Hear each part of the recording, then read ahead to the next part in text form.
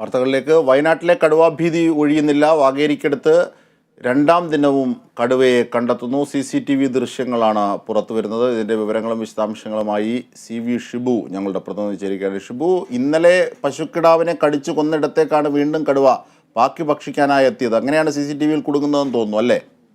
അതെ അജിൻഷാദ്, ഇത് കഴിഞ്ഞ കുറച്ച് ദിവസങ്ങളായി ഈ കടുവ, അതായത് അന്ന് പ്രജീഷിനെ കൊന്ന കടുവയല്ല, മറ്റൊരു കടുവ ഈ പ്രദേശത്ത് തമ്പടിക്കുന്നുണ്ടായിരുന്നു. ഇന്നലെ രാത്രി ഇവിടെ വന്ന് പശുക്കിടാവിനെ ഭക്ഷിച്ചു.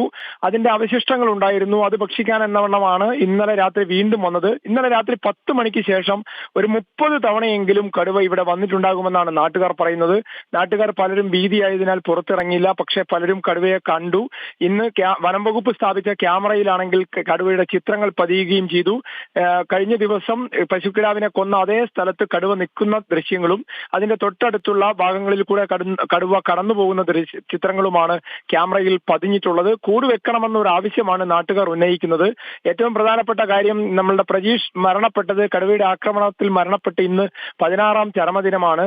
ആ ദിവസം തന്നെയാണ് വീണ്ടും കടുവാ ഭീതിയിൽ ആ പ്രദേശമുള്ളത്. 16 ദിവസം ഈ ക്ഷീര കർഷകനെ പിടിച്ച കടുവ, കൊന്ന കടുവയെ നമ്മൾ പിടികൂടിയിരുന്നു. അതിൻ്റെ മുഖത്ത് പരുക്കുമേറ്റിരുന്നു. ഒരുപക്ഷെ ഇപ്പോൾ കണ്ടെത്തിയ കടുവയുമായുള്ള, കാരണം ഈ ടെറിട്ടോറിയൽ ജീവിയാണല്ലോ ഈ കടുവ എന്ന് പറയുന്നത്. അപ്പോൾ സ്വാഭാവികമായും ഇപ്പോഴത്തെ കടുവ ആക്രമിച്ചതായിരിക്കാം അതിനെ. അങ്ങനെയാണെങ്കിൽ ഈ കടുവയെ കൂടി പിടിക്കേണ്ട ആവശ്യകത വരികയാണ്, അല്ലേ?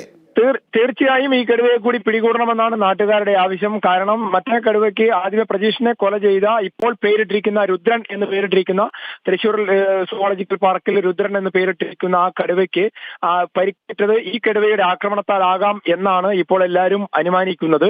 ഏതായാലും 16 ദിവസത്തിനിടെ പ്രജീഷ് കൊല ചെയ്യപ്പെട്ട് 16 ദിവസത്തിനിടയ്ക്ക് ഒരു ദിവസം മാത്രമായാണ് വാഗേരി സ്വദേശികൾ സ്വതന്ത്രമായി സമാധാനത്തിൽ ഉറങ്ങിയത്.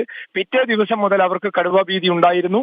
ഇപ്പോൾ തൊട്ടടുത്ത ദിവസങ്ങളിലായി 2 ദിവസമാണ് ഇപ്പോൾ ഈ സുരേന്ദ്രന്റെ വീടിന് പരിസരത്തായി കടുവ വീണ്ടും എത്തി ഈ വളർത്തുമൃഗങ്ങളെ പിടിച്ചിട്ടുള്ളത്. ശരി, ഷിബുവാണ് വയനാട്ടിൽ നിന്നും ഞങ്ങളുടെ പ്രതിനിധി വിവരങ്ങൾ വിശദാംശങ്ങൾ നൽകിയത്. കടുവാഭീതി ഒഴിയുന്നില്ല. വയനാട്ടിലെ വാഗേരിയിൽ വീണ്ടും കടുവയെ കണ്ടെത്തുന്നു. CCTV ദൃശ്യങ്ങളാണ് കണ്ടെത്തുന്നത്. ഇന്നലെ പശുക്കിടാവിനെ കൊന്നിരുന്നു. അതേ സ്ഥലത്ത് തന്നെയാണ് വനം വകുപ്പ് സ്ഥാപിച്ച ക്യാമറയിൽ കടുവ എത്തിയതായി ദൃശ്യങ്ങൾ സൂചിപ്പിക്കുന്നത്. ഇതിൻ്റെ വിവരങ്ങളും വിശദാംശങ്ങളുമാണ് CV ഷിബു ഞങ്ങളുടെ പ്രതിനിധി നൽകിയത്.